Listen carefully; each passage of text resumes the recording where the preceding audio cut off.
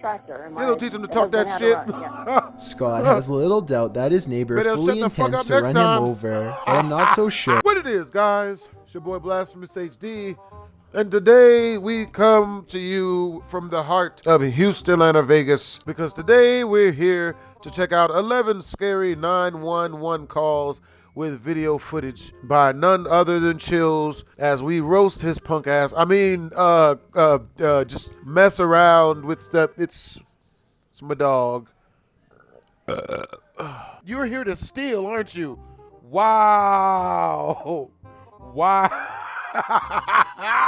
Yeah, I thought we trusted each other. Shit about no damn trust. Run the food.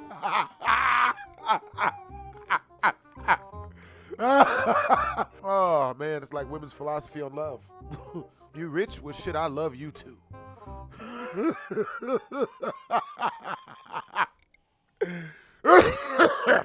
We're gonna edit that out. If you guys want to watch the original video, the link's here in the description down below. This reaction is brought to you by Chick-fil-A sauce. You know, they're not even paying me to eat it, and I still slather my cereal and milk in it. Whatever I gotta do to eat this stuff, really, honestly. I don't need, I swear to God, Athena, we will fight. Now me, I've had some good old-fashioned 911 calls. Let's see. One time, my sister had to call 911 because a guy with a gun who had just murdered 2 people had come home to beat his girlfriend upstairs in the projects. And we were kind of used to, you know, people getting beaten, but it would be so loud when he would do it. And he would always yell stuff like, "You make me do this." And it's like, but you're the one beating her. How is any of that make any sense? Another time I had to call 911 because my mother was ODing. One time someone had to call 911 on us because we had Nate for like 5 days. Well, 911s aren't supposed to be positive.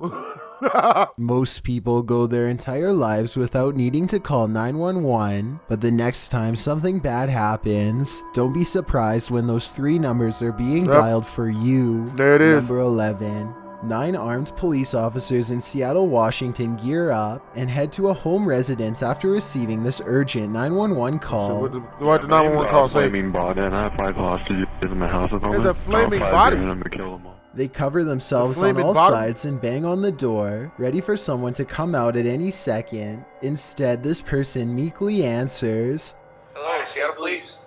Are you else in there with you? Can you step out for just a second? Is anybody else inside?" She says that she is alone and has no idea what is going on or why anyone would call 911 on her apartment.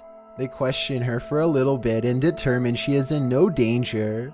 I have little doubt that this is yet What a dirtbag. Just some loser wanting attention.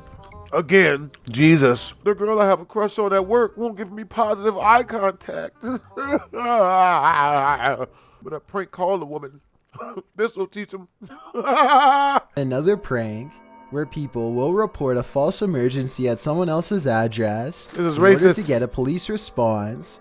This usually happens over pointless disagreements in video games, and now that I think about it, whoever called the police appears to have given a screen name at the beginning. Listen to this part and tell me if you can understand the gamer tag they give. Yeah, my name's Flaming Bonnet. Flaming Bonnet. Number 10.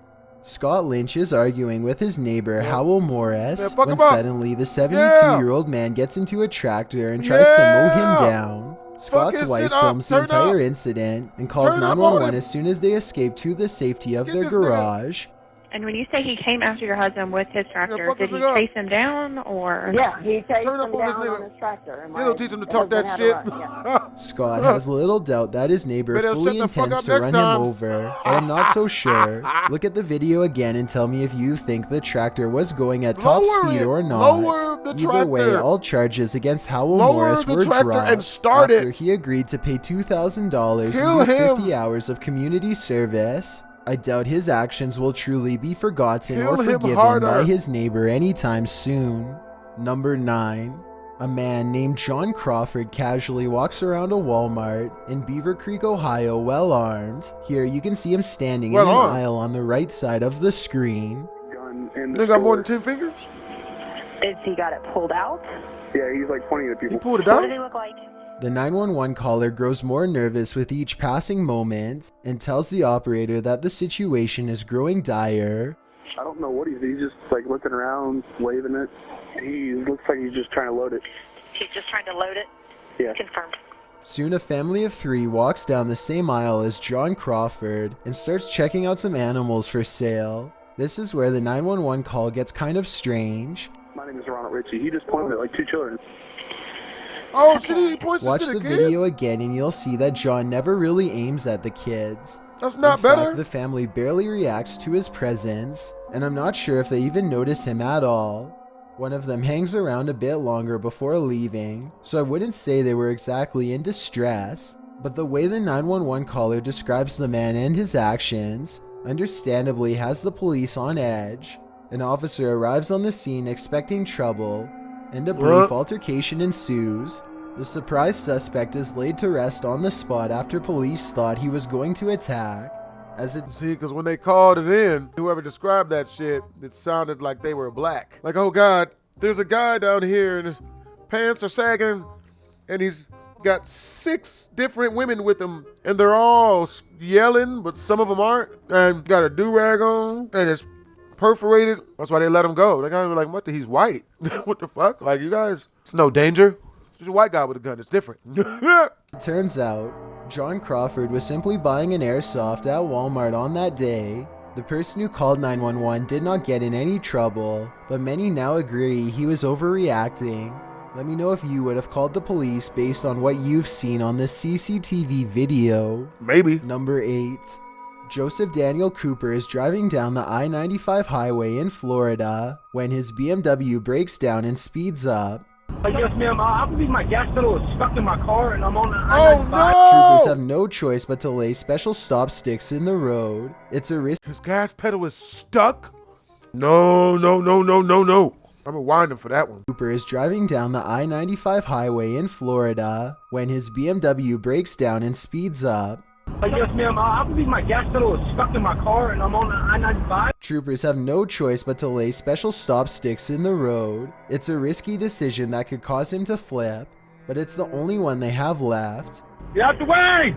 You're still going 100 even? Yeah, I'm doing like 95, about 100. Yes, ma'am.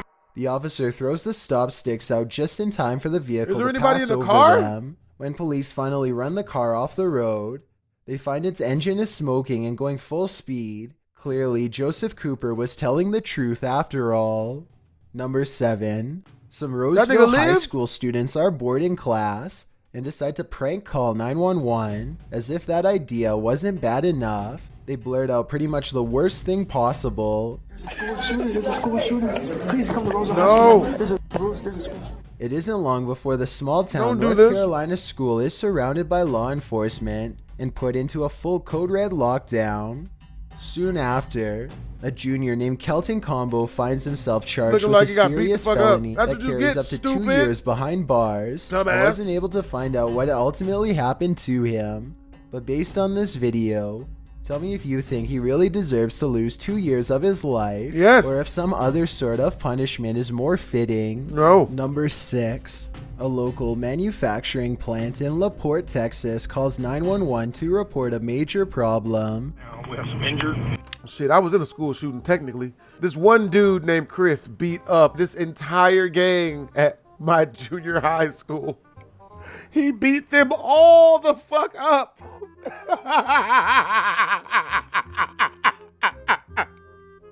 With no weapons. He had no weapons. He just beat these niggas the fuck up for disrespecting him and talking shit.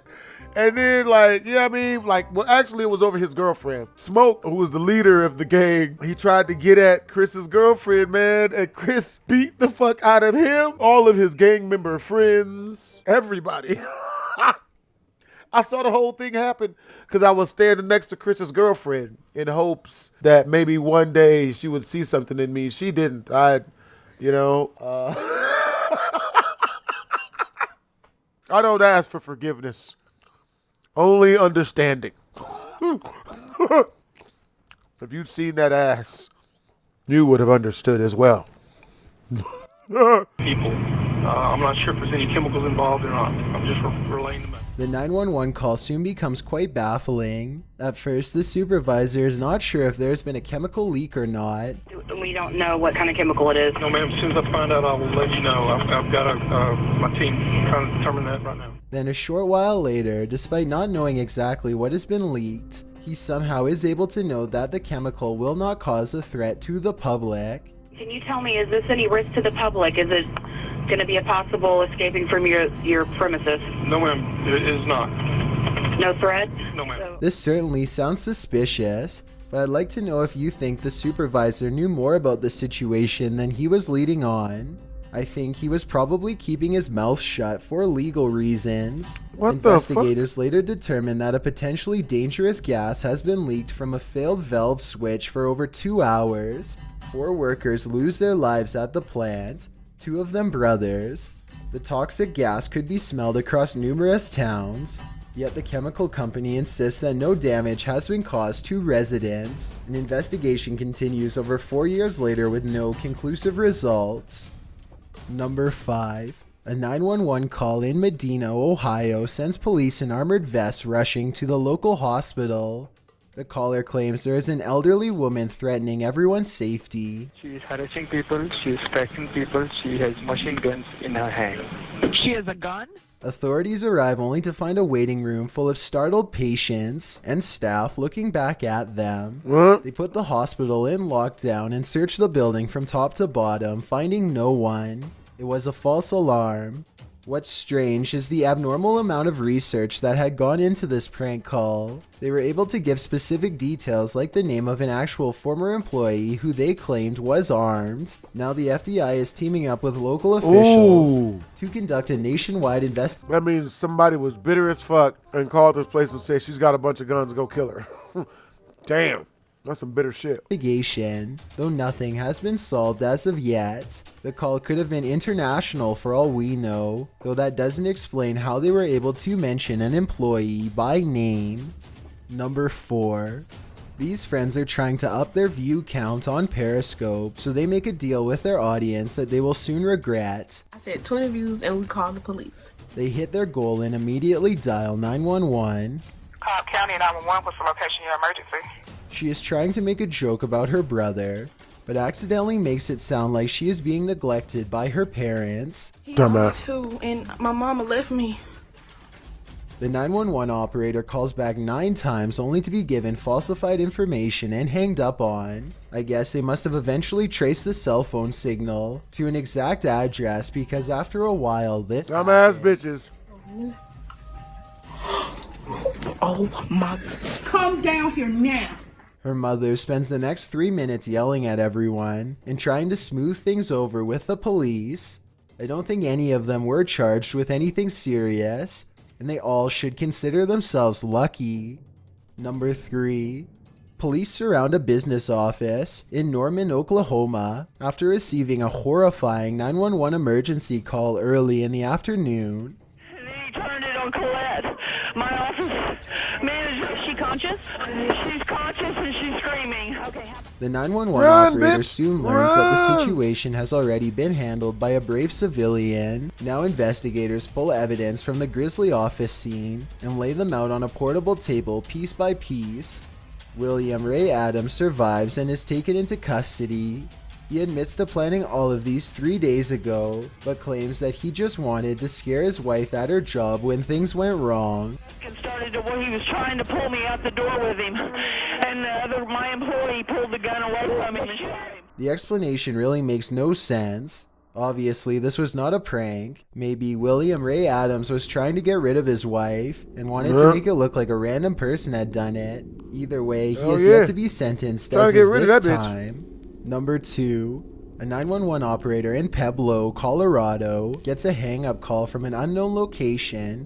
911, this is Erica. How can I help you? When she calls the number back, she hears a distant voice speaking that does not seem to respond. Let me know if you can tell what is being said here.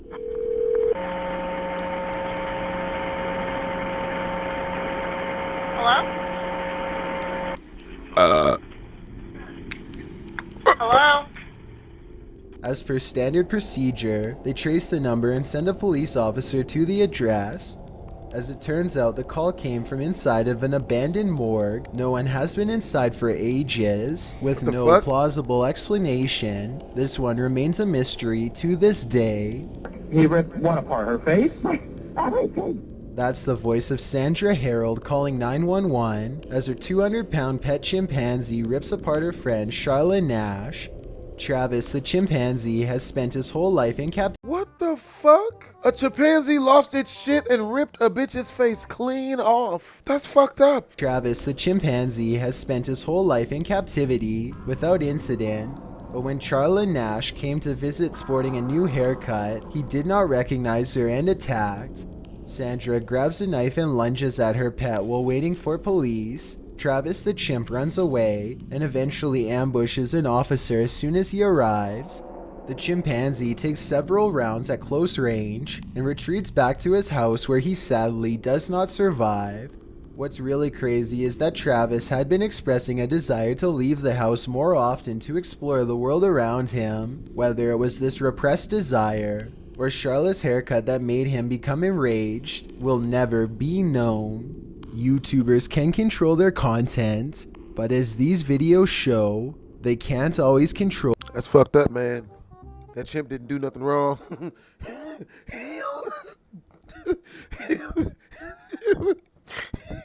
But yeah, I